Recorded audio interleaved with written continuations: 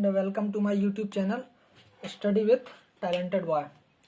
तो आज का जो टॉपिक है वो very important and very interested, जिसका नाम है विटामिन। ठीक, तो विटामिन शब्द या वर्ड, विटामिन शब्द या ऐसे इंग्लिश में वर्ड भी कहते हैं, विटामिन वर्ड सर्वप्रथम फंक नामक वैज्ञानिक ने 1912 ईस्वी में दिया था। ठीक, उसके बाद आता है विटामिन दो प्रकार की होती है। Vitamin has two types, vitamin दो प्रकार की होती हैं।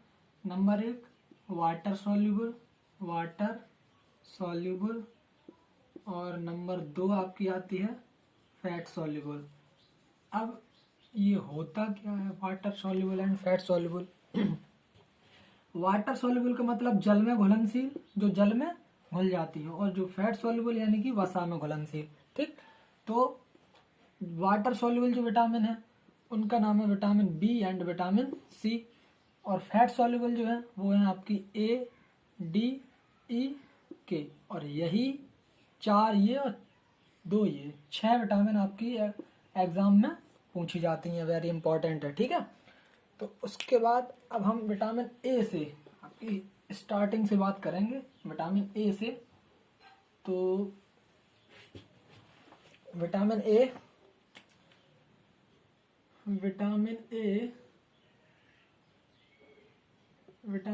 का साइंटिफिक नेम जो है वो है आपका रेटिनॉल। ठीक, विटामिन बी, तो विटामिन बी जो है, विटामिन बी का एक पूरा कॉम्प्लेक्स होता है, जैसे कि vitamin B1, B2, B3, B5, B6, B12, इस प्रकार से। तो इन सभी विटामिन बी के सभी के अलग अलग साइंटिफिक नेम है। जैसे विटामिन B1, तो B1 का जो साइंटिफिक नेम है वो है आपका थायमीन। उसके बाद आता है विटामिन B2, इसका जो साइंटिफिक नेम है, यानी कि साइंटिफिक नेम का मतलब वैज्ञानिक नाम, वो है आपका राइबोफ्लेविन। उसके बाद आता है आपका विटामिन B3 का जो साइंटिफिक नेम है वो है आपका नियासिन या फिर निकोटीनैमाइड।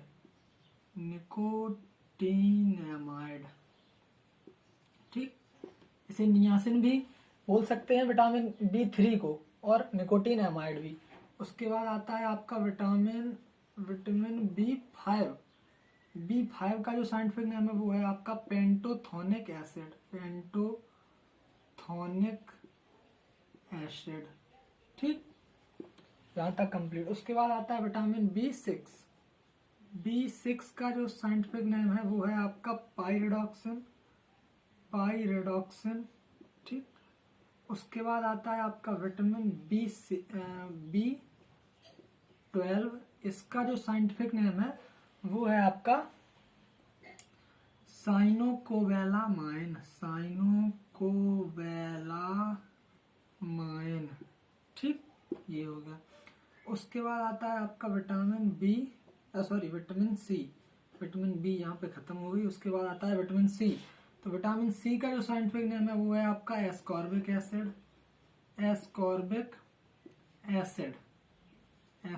एसिड। उसके बाद आता है विटामिन डी का साइंटिफिक नेम है वो है आपका कैल्सीफेरॉल। उसके बाद आता है विटामिन ई, इसका जो साइंटिफिक नेम है वो है आपका टोकोफेरॉल। उसके बाद आता है विटामिन के, ये हो गए आपके, इसका हो गया आपका फिल्लोक्विनोन।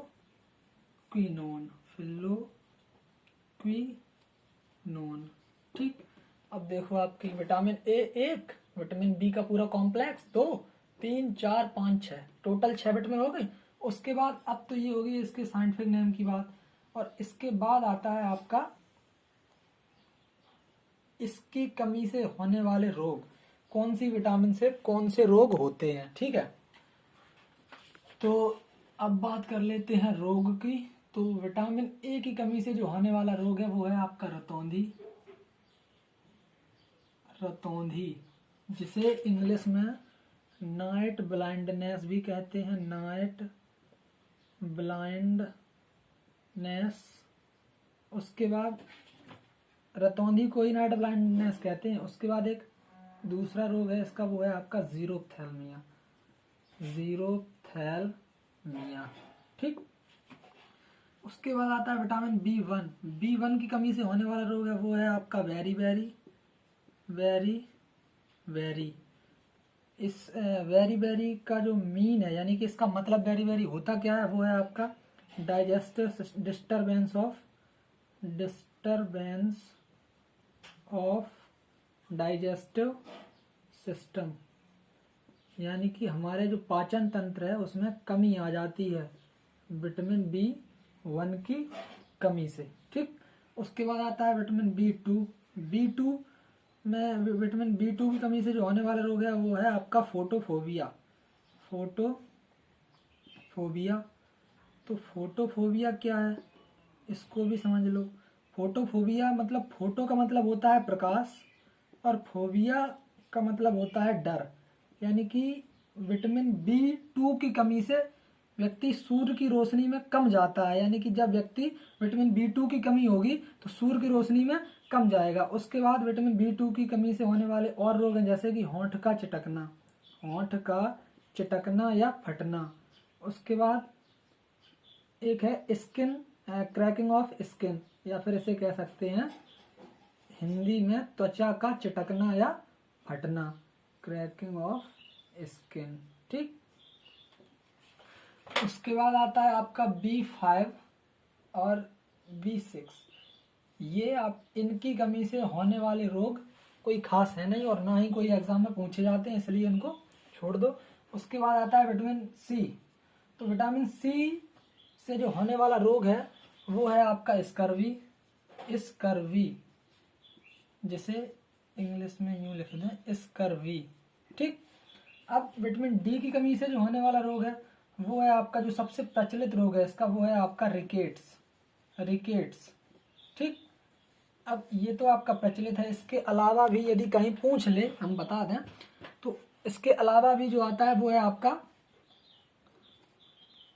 पिजन चेस्ट इन चाइल्ड, यानी कि कबूतर के तरीके का इसमें सीना हो जाता है, किसका, बच्चों का। और ये रोग बच्चों में होता है, पिजन चेस्ट इन चाइल्ड, ठीक।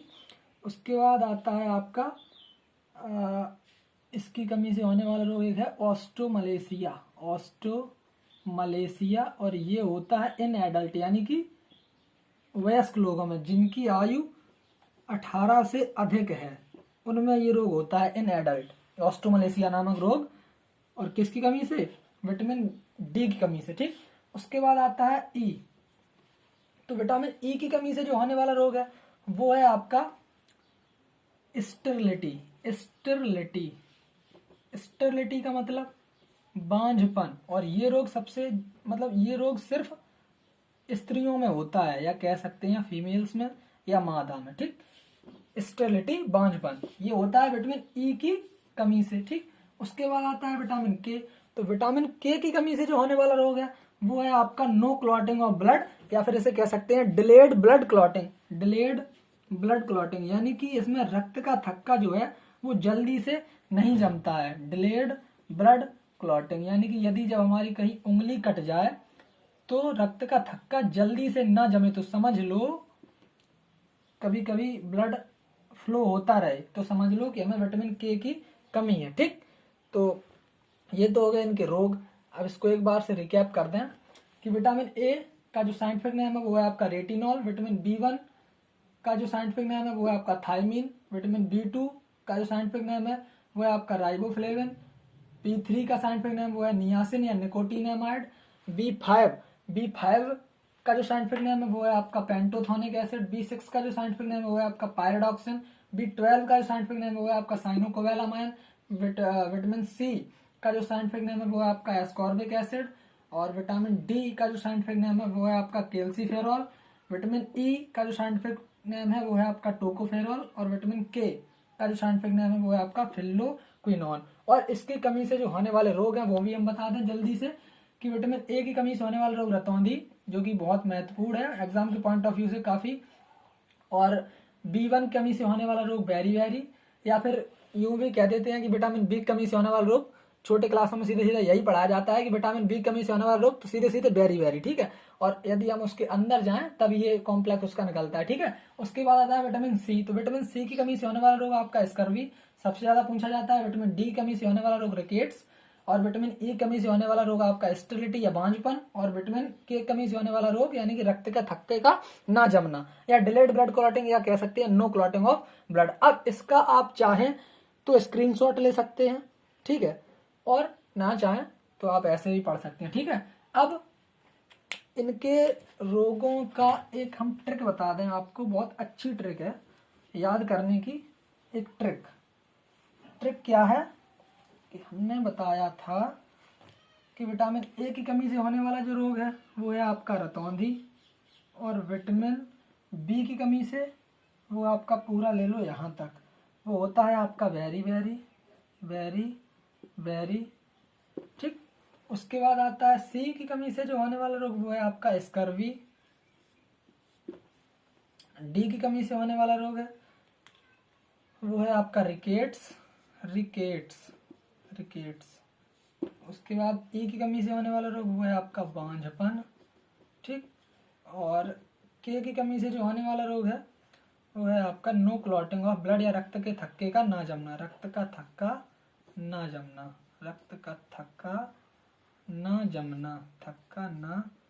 जमना, ठीक। तो ये अब इसकी जो ट्रिक है वो क्या है, रा से रा, बा से बा, बे, रवे, यहाँ ये आधा सा है, यहाँ पे पूरा सा ले लो, रवे सा, ठीक।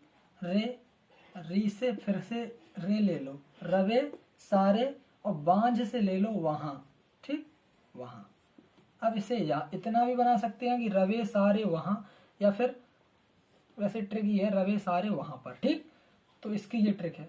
अब आप चाहो तो ट्रिक को नोट कर सकते हो, अन्यथा कोई बात नहीं। अब बात आती है कि इनके सोर्स क्या हैं, कि विटामिन ए की यदि कमी हो जाए तो हम क्या लें, क्या यूज करें, क्या भरपूर मात्रा में किस में पाई जाती है।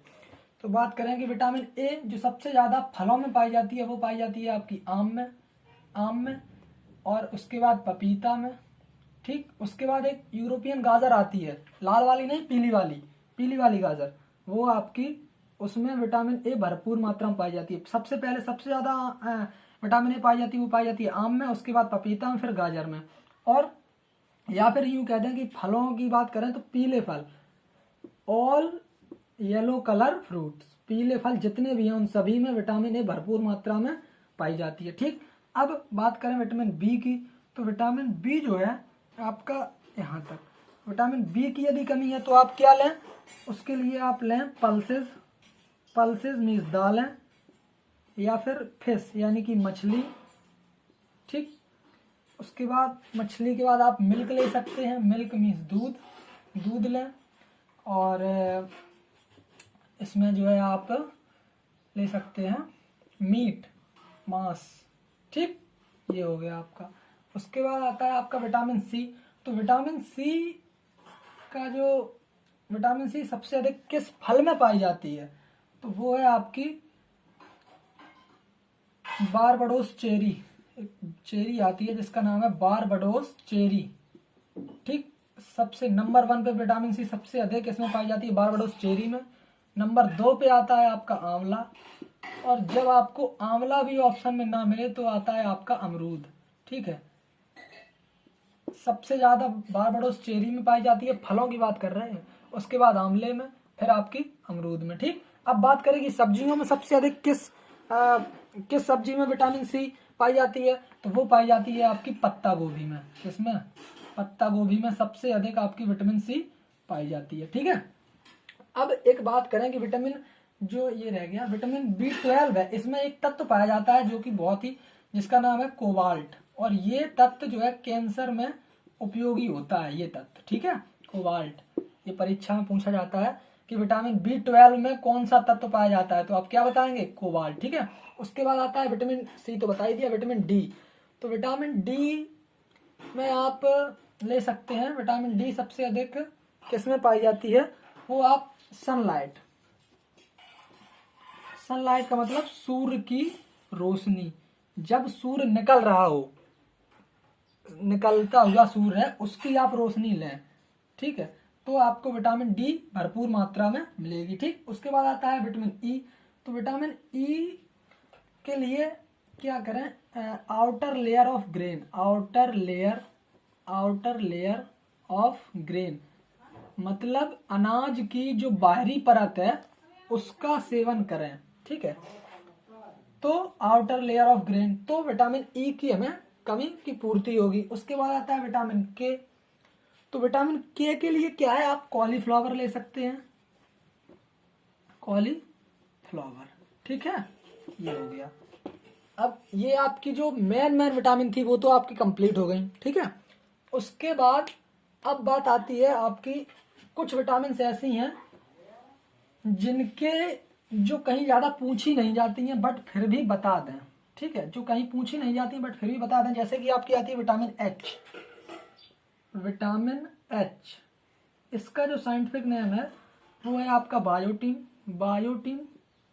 ठीक। और एक आती है आपकी फॉलिक एसिड।